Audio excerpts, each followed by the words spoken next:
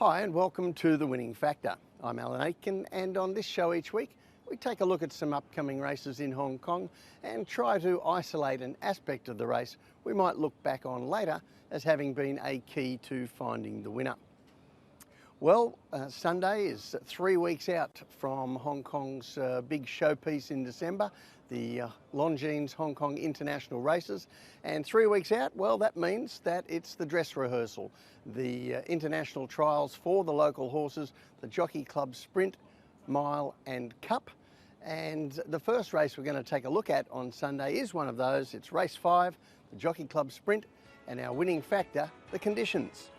Well, no Group 1 winners here, so under the conditions of this race, everybody goes around with the same weight on their back. Hot King Prawn, he's certainly been competitive in some Group 1s, and others like Wishful Thinker and Rattan have been on the fringes of them. Computer Patch, he looks one of Hong Kong's best up-and-coming young sprinters. And down at the foot of the field here, we have two horses coming out of good Class 2 wins last start, Amazing Star and Stronger. So I think first we'll take a look at the last two named, these would-be group horses. And first of all, we're going to go back to September, and this is race 54, where Amazing Star won in Class 2 at Happy Valley. And you see him here, he's in black and white checks with yellow sleeves. And importantly here, he took a sit off the speed. He's mostly been a leader in his career, but this time it was a change of tactics for him, and I think we saw a better horse as a result. He never looked in any doubt, cutting out a sharp final 400-metre sprint, you can see there on the heat map, and beating a subsequent winner there in Golden Dash. Well, then in race 154 earlier this month, we saw Stronger resume his first run for Douglas White down the straight, carrying a good weight.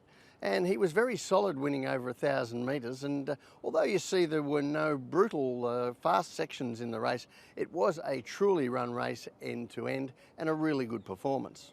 So regular viewers will know that I like these horses going up in grade off victories, but this is a little bit different, going from a Class 2 into a set weights race at Group 2 level, because these horses don't get the same weight drop they would normally get going from a handicap to a handicap, and particularly Amazing Star, who had a 10-pound claim at Happy Valley that night. So effectively they are jumping 2 classes to go into this race. And this is what awaits them. This is race 113, and most in Sunday's event ran in this, the Group 2 Premier Bowl on October 18, and a couple of things to note, particularly the heat map. Now you see Computer Patch here, he was the short price favourite in white and blue colours, and he drew the outside, and you see Karis Teton had him very quickly out of the gates to cross and lead with his light handicap to overcome any potential disadvantage from the draw, and quite frankly he went too fast. Computer Patch worked a little bit early, but then he worked a lot more mid-race, and it set him up to be run down over the final stages, and Wishful Thinker obliged, coming from out the back, and the other horse loitering at the back of the field, Rattan, also filled third. The on-pace horses were gassed. This time we see Computer Patch draw barrier 1, and when we look at the map, you have to ask the question, will we see him attack the front again, or will he be more conservative? Because there are plenty of horses here with pace. Voyage Warrior this time, he didn't jump that well in the Premier Bowl, but is a regular leader, and he's drawn out a little bit, so perhaps he'll be used in order to get over. And we have extra pace added to the race with the Class 2 winners, Amazing Star and Stronger, as well as Big Time Baby, who's fresh up here. So plenty of these can lead and have also shown that they can sit behind, so it will be an interesting tactical battle. But to be honest, I think this is a race, because they're all versatile horses, where the map doesn't really tell us a lot, except that I expect it to be a truly run race, whoever ends up in the lead, and that's where the weights are going to kick in. And when we take a look at the relative weights from the Premier Bowl on this graphic, you'll see that there are many direct matchups. In fact, the first 6 from the Premier Bowl come here, with clearly the best of the weights being Hot King Prawn, dropping 10 pounds, while all but Voyage Warrior will rise in the weights from that event. So the tip in race 5, Hot King Prawn. His winning factor, the conditions. If this were a handicap, he would certainly be giving plenty of weight away to his rivals here, Hot King Prawn, and would still be one of the horses to beat. But under these conditions, at level weights, that gives him an extra edge. The other race I want to take a look at is race 8. And our winning factor here, the draw. Now this is a pretty solid Class 3 event, and there will certainly be fans for the Ricky Yu trained Mighty Valor, rising in grade off a smart Class 4 win.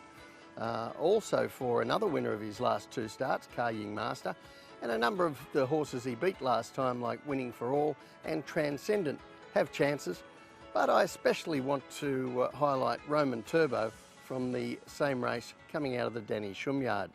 But first, let's take a look at Mighty Valor's Class 4 win in October. Now, this takes us back to race 95, and you see on the heat map, Mighty Valor, he's in yellow and green colours. He comes from a wider gate, he presses on for the lead, and he's run his race upside down here, running about a length and a half faster than average the first part of the race, and then a tick over 2 lengths fast mid-race to take the stuffing out of his pursuers before slowing down a little in the home straight, but still a comprehensive winner all the same.